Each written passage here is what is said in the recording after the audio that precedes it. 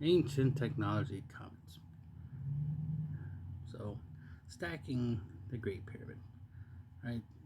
And you know, I do look around. I do watch videos. As you can see, there's some videos here, and I do check them out from time to time on how the Great Pyramid was built, right? Just to see what other people think and what their theories are, what their ideas are. A lot of them are not that good. A lot of them are, you know, don't really explain too much. Unfortunately, they do more of like illustrations, like okay, build this layer, then this layer, then this layer, then this layer. It's like okay, but you didn't show the process of how you're gonna build each layer. You didn't even explain something that's obvious to me and should be obvious to most other people, is that after a certain layer, after a certain height, it gets harder to build the layer. So let me open this picture up. So as you can see in this image, not bad. You see how there's one layer and two layer. So right now they're trying to create the third layer. You see the guys in the back with the sticks in their hand, trying to create, trying to move the block to start building the third layer. While you have these guys here with sled on this little uh, dirt, not really dirt, it's more like wet sand, stone uh, ramp with some wooden blocks and stuff like that to, to add some friction, so that way the sled doesn't slide it down.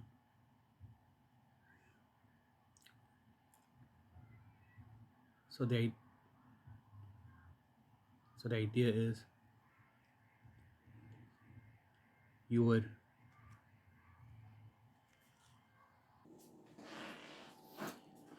so like I was saying, as you can see, the guys are pulling the sled up, so they're gonna try to take it up to the third level.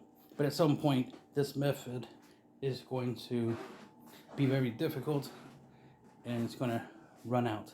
So they have to have an idea um, to continue building. So I do agree that the first level, since it's the easiest, is the one you just push all the blocks into place. The second level requires you to actually get the blocks on top of those blocks, right? um, so it's going to be the use of ramps or lifting them up. You don't have to lift them up that far, just at least 6 feet up in the air, right? It's the most you have to lift most of these blocks. Um, so so you go from there, right? You get the second level. The third level still gonna be tough, but not too tough. It's the fourth level that tends to be the toughest because of the height. And if you try to do a ramp, the way that it'll slope, and then you'll end up need a really really long ramp in order to facilitate that. So to simplify the fact, this in the construction, you will want to lower the amount of um, lifting you need to do by making it where some of the layers are incomplete, so that way there's a gap, so that way you can that we can fit in like little cranes and stuff to be able to pull blocks up, and you'll finish building that empty portion. Wish there was an image here that illustrates that. Maybe that close. You see how there's these blocks on the outside of this structure, and they could have like a crane there that helps them, or a pulley system that helps them lift up the blocks and be able to move it to wherever they need it. This is an exaggerated version of that. You see how they have all of these things attached to the side of the pyramid so they can work on it. Here's, I haven't, that wasn't the image. Oops, I was here. I was trying to go here, because you see here they got like a crane So you see how there's carts over there with wheels and stuff, and you see how a bunch of blocks on these wheeled. You see the tracks. Like this is a really good representation of pretty much what I'm trying to say when it comes to like building. You're going to need, at some point, you're going to need the ability to lift the blocks up at some point.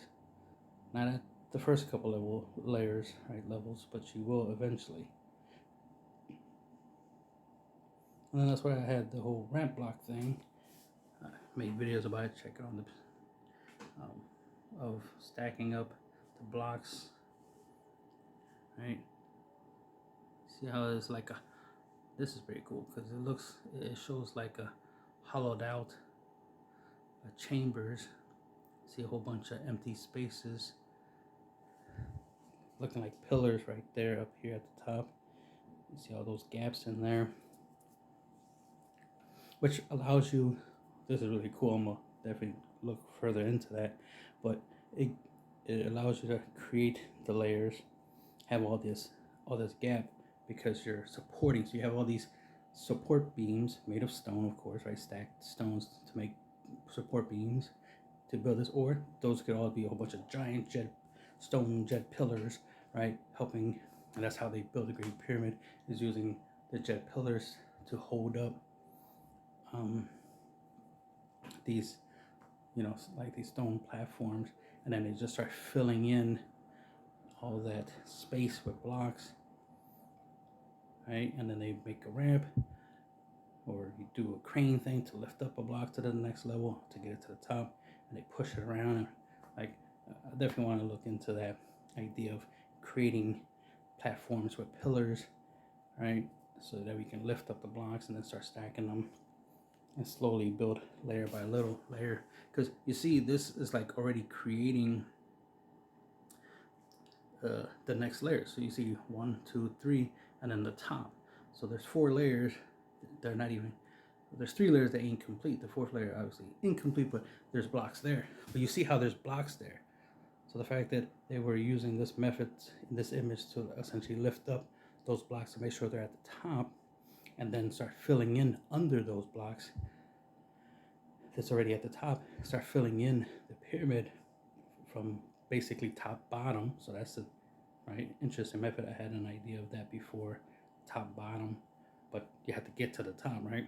So this is a way you can do it. So basically using a whole bunch of pillars and doing some type of like scaffolding type thing.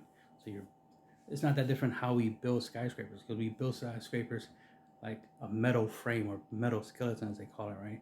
And they build up the structure mainly through metal and create like a skeleton. Then they pack in the cement and the rebar and all that stuff, and the glass mirrors, windows and all that stuff. So this is a similar method to what we do, right? They could pretty much do the same thing. You see how a lot of these blocks are kind of set up in a way where it's kind of make like steps, so people can obviously walk up to get to the top and work. And that's another thing, is people getting up and down from the Great Pyramid, because you're not going to have everybody stay on top of the Great Pyramid while it's still being constructed. They could like stay up there and sleep, and then wake up the next day, have their breakfast, and then continue working. So you have a group that always stays on top, or they take turns rotating out. The night one shift is like, all right, we're done working up here, so we're leaving. While they go down one side of the pyramid, other workers come in on the other side and replace them, and then they'll probably just stay there overnight. Either they continue working at night, or they just wait until daytime and then they start working during the daytime. It just rotate that way type of situation. We don't know. We'll figure out the logistics of that. But for now, it's just that idea of creating ramps to help lift things up, or using cranes, or that scaffolding, that pillar system right there, which definitely looks interesting. So I would look into that idea.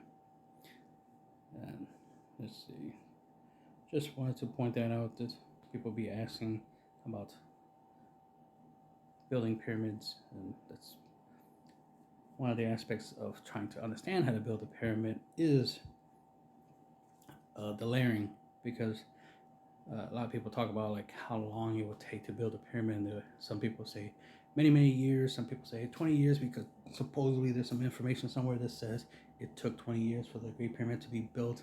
I believe it was built in shorter time than that, especially if you have a plan. If you have a plan, you map it out. And ancient Egyptians definitely knew math, so if we're gonna say they built it, they definitely used math to build it, and it would have been faster. It wouldn't have taken that long.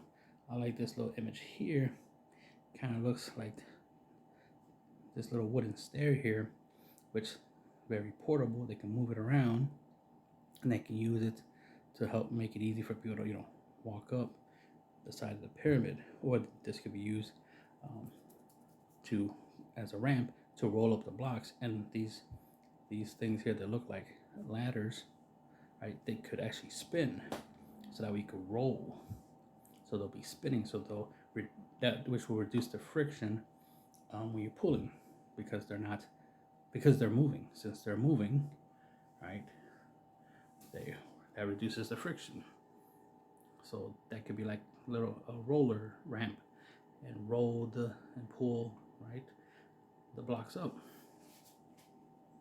So anything is possible. Just wanted to point that out a little bit. Obviously, more details in my book.